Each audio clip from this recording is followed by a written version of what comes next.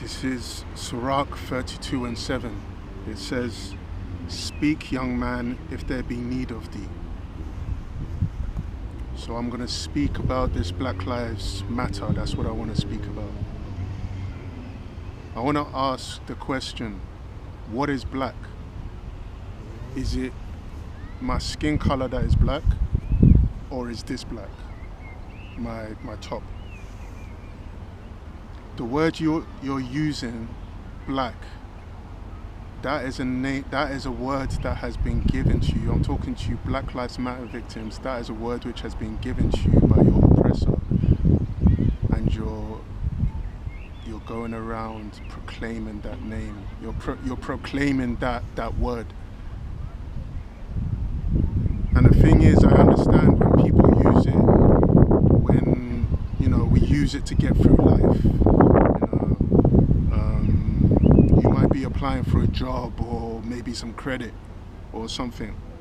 So sometimes it says on a form, you have to put your heritage or your background or your race or whatever. So I understand that. But to go out and proclaim it, saying Black Lives Matter, means that you're complicit in the lie. You're forward in the lie, like you're giving your grace, so to speak, because you never were black. That is not your name. That is not your heritage. You never referred to yourselves as black. So you need to be careful with words.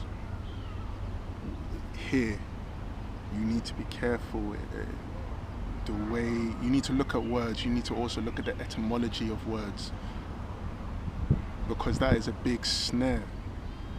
To go around, that is actually tragic. To go around calling yourself black, shouting like everyone else knows it. You don't know it.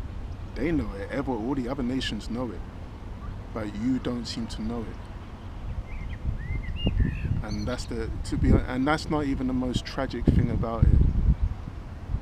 But let me go back to the words. You need to be careful with words, because here in this society, even the days of the week have you committing idolatry. Some of the days of the week, that Saturday, that is paying homage to Saturn, the planet Saturn. Sunday, paying homage to the sun. Monday, paying homage to the moon. All of this is idolatry. It's okay to like things in this society. It's okay to embrace nature and embrace the elements and the things around you. But at what expense? When you're not thanking the creator that has made that, that's when the problem lies. So when we're talking about proclaiming that word, Black Lives Matter, that's not the most tragic thing. Is not that it is tragic to be going around saying that, but that's not the most tragic thing. The most tragic thing is that you're crying to your oppressor for help instead of your power, which is God. You're crying to your oppressor for help. How crazy, so you're not only crying to man for help, but you're crying to your oppressor for help. That is a tragedy. That is a tragedy. So not only do you mock yourself in calling yourselves black, but you distance yourself from God by not putting your trust in Him, but putting your trust in your oppressor, which is just backwards anyway. So there you go, that's two things right there. And that is called two birds, one stone. That is what that is called. But I want to talk about why you're in that situation, because a lot of you don't seem to know, or you seem to have forgotten. So I'm going to read to you why you're in the situation you're in. this video might be a little bit long. I'm gonna be going back and forth. I'm gonna have to look at my notes. I don't wanna miss too much out. I wanna, so bear with me, please.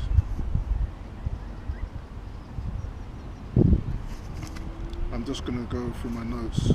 And this is gonna be referencing the Bible. I know a lot of you are gonna run for the hills as soon as you hear that, but I'm more so speaking to the people that are here at the end of still here at the end of the video. I'm more so talking to you. I've made my first point. That was a broad statement. That was to all nations. But this is, in fact, stick around, whoever you are, because this might be relevant to you, right? You want to find out why so-called black people are in the situation that they're in. You're going to find out.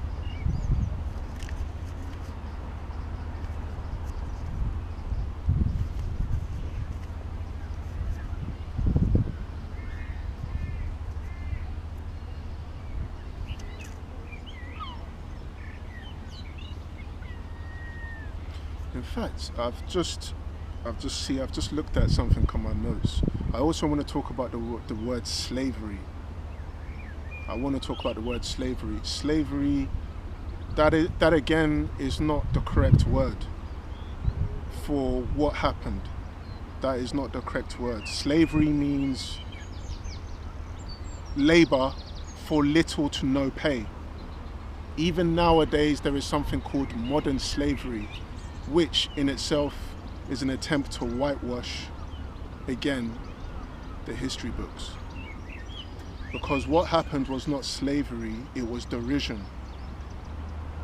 Slavery, because think about it, if it was just about labor, why all the violence?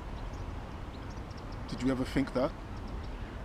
Just Belgium alone, just King Leopold of Belgium, just him alone killed 10 million Congolese. So this is not about it was never about labor. You were put there for a reason, so I'm going to get into that reason.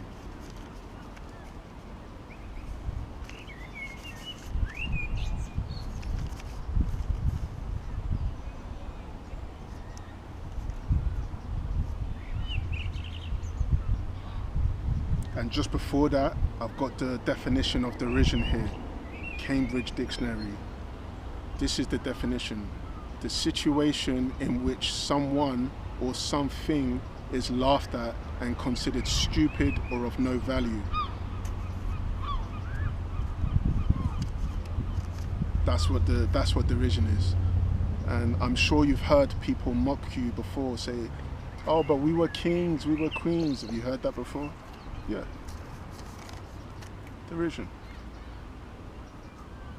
So let me speak some more. Okay, so I've got some scriptures here.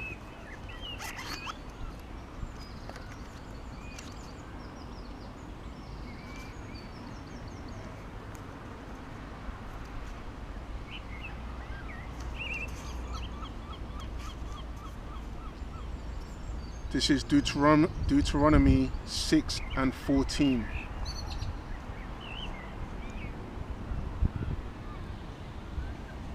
This is the law, this is God. Ye shall not go after other gods.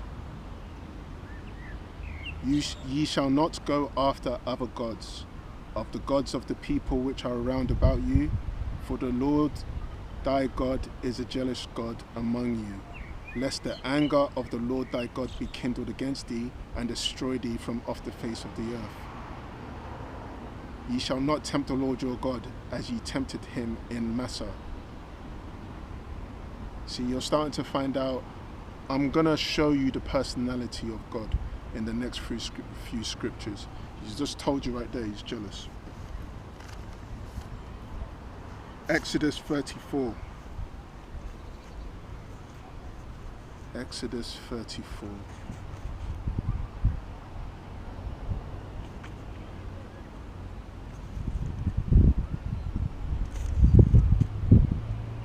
Exodus 34 and 14.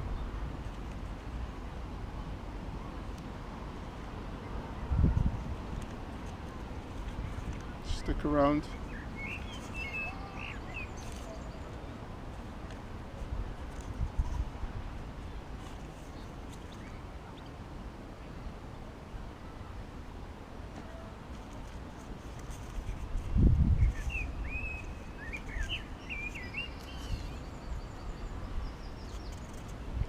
For thou shalt worship no other God. This is Exodus 34 and 14.